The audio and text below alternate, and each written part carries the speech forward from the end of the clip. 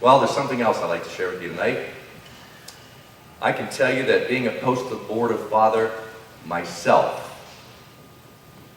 that men who have had abortion experiences can suffer emotionally from the loss of their children. Just to give you a quick indication of what my life was like. When I was 19 and a half years old, I became a born-again Christian. I gave my life to Jesus Christ. Thing is, I was a virgin. Didn't smoke, didn't do drugs, didn't drink. I was a good kid, raised in a nice Morrow home, very involved in sports and music. But fortunately, I came to the realization that I needed a Savior and that Jesus died on the cross for my sins. So as a virgin, and at almost 20 years of age, I gave my life to Jesus Christ. Now, oftentimes, when a person goes to college, they have their prodigal son story. But that wasn't the case for me.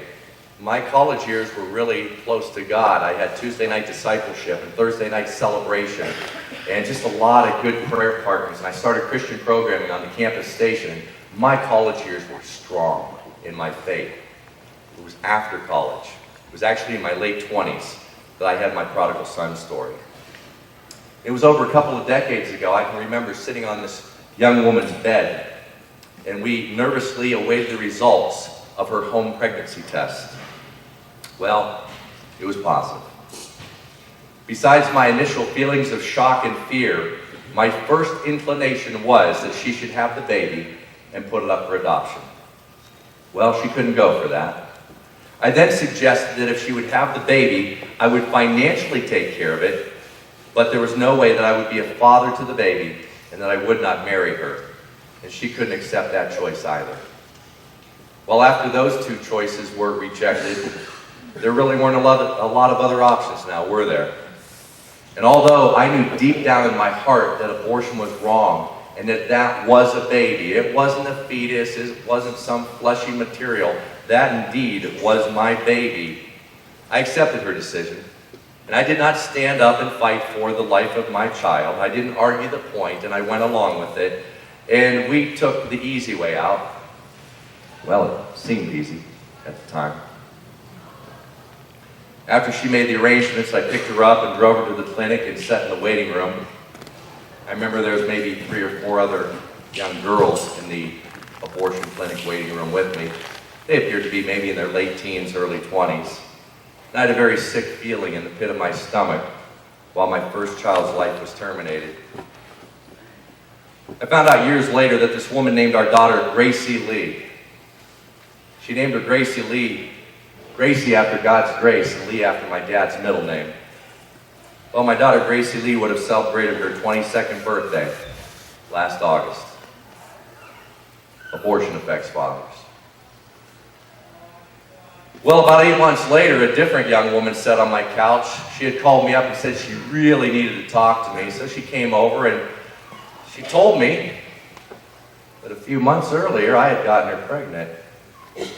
And she knew how much I loved my Corvette Stingray and leading the life of a bachelor, and she went and had an abortion.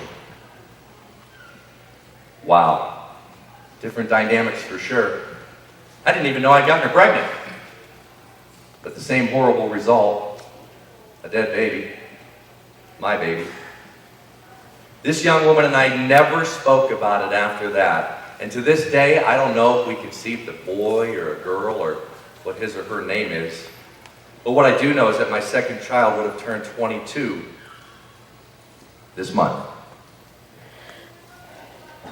Well, a few months went by, and on the 1-year anniversary, to the day, on the 1-year anniversary that I was sitting in that abortion clinic, I took another young woman out for an evening of dinner and dancing, and a couple of months later, I received a letter in the mail reporting that we conceived a baby that night, and she went and had an abortion. I guess she figured her school that she was attending would frown upon something like that. Except for that letter, we never spoke about it again. My third child would have turned 21 last September. And a couple months after that, girlfriend number 1 came back into the area, and one thing led to another. Another pregnancy. And once again, I told her that putting the baby up for adoption was my first choice. Or if she wanted to keep it, I would financially take care of it, but once again, I would not be its father and I would not marry her. And she brought up the choice of abortion again and ended up taking care of it all of herself. While this was our second abortion, little did she know that this was actually my fourth pregnancy and fourth abortion in a period of only 20 months. Years later, I found out that this woman named our son Lennon James. Lennon after John Lennon because I'm a big Beatles fan, and James after my grandfather. And my son Lennon James would be celebrating his 21st birthday on Valentine's Day next month. I've had a couple people suggest to me that with regards to my second and third children, I'm really not responsible and shouldn't beat myself up too bad.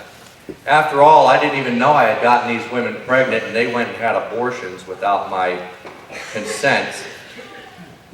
But folks, the bottom line is this. If I had chosen to obey God's commands and not had premarital sex, well, those unplanned pregnancies and subsequent abortions would have never taken place, and I wouldn't even be standing here tonight. I take full responsibility for my past sins and the horrible consequences, and there is no one else to blame. It's 100% my fault.